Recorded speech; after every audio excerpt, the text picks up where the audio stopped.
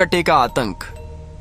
एक छोटे से गांव का से जिसका नाम था कतुलिस्तीवा। ये गांव के लोग बहुत खुशहाल जीवन जीते थे, लेकिन फिर एक दिन सब कुछ बदल गया। गांव में रात के समय अजीब घटनाएं होने लगी। पशु डर कर भागने लगे। धीरे धीरे गांव वालों को महसूस होने लगा कि कोई अनजानी परछाई अब गांव में मंडराने लगी है। एक रात गांव के उत्तर दिशा में बने एक घर से चीख की आवाज आई। लोग दौड़े, लेकिन जब वहां पहुंचे तो वहां केवल एक बच्चे की लाश मिली। उसके चेहरे पर भय की छाप थी, मानो वह मरते समय भी कुछ कहना चाहता हो। धीरे धीरे गांव में फैल गई एक भयानक अफवाह। एक सरकटा आदमी रात को गांव में आता है। वो हर रात किसी घर का दरवाजा खटखटाता है, और जो बच्चा बाहर आता है वह फिर कभी नहीं लौटता। लोग इसे अंधविश्वास मानकर नजरअंदाज करने लगे, लेकिन फिर एक और बच्चा मारा गया, फिर एक और। अब यह सिलसिला हर रात का बन गया। हर रात जैसे ही घड़ी 12 बजती, गांव में सन्नाटा फैल जाता। हर घर का दरवाजा बंद कर दिया जाता। ठक ठक ठक ठक कोई जोर जोर से किसी घर का दरवाजा पीटता। उसके बाद बस चीख सुनाई देती और फिर सन्नाटा। सुबह गांव के चौराहे पर एक और मासूम की लाश पड़ी होती। गांव वालों का धैर्य अब टूट चुका था। एक सुबह वे सब मिलकर पास के थाना पहुंचे। उन्होंने इंस्पेक्टर रवि सिंह को सब कुछ बताया। इंस्पेक्टर ने पहले इसे मजाक समझा। अरे भूत वूत कुछ नहीं होते, किसी सिरफिरे कातिल का काम होगा। गांव वालों ने बच्चों की तस्वीरें, घटनाओं का क्रम और सबूत दिखाए। इंस्पेक्टर थोड़ा गंभीर हुआ और कहा, ठीक है, आज रात मैं खुद गाँव में पहरा दूंगा। अगर सच में कुछ है तो सामने आएगा। रात करीब 12:15 पर इंस्पेक्टर रवि गांव पहुंचा। गांव शांत था, मगर आसमान में काले बादल थे। हवा चल रही थी और हर तरफ डर का माहौल। तभी ठक ठक ठक ठक एक कच्चे घर का दरवाजा जोर से पीटा गया। इंस्पेक्टर ने अपनी बंदूक उठाई। अचानक एक परछाई सामने आई। बिना सिर वाला आदमी उसका वह सीधे इंस्पेक्टर की ओर बढ़ा। रुक जा, नहीं तो गोली मार दूंगा। इंस्पेक्टर चिल्लाया। धाएं धाएं। गोलियां चली, लेकिन परछाई हवा में गायब हो गई। इंस्पेक्टर को कुछ समझ नहीं आया कि वो कहाँ गया। तभी पीछे से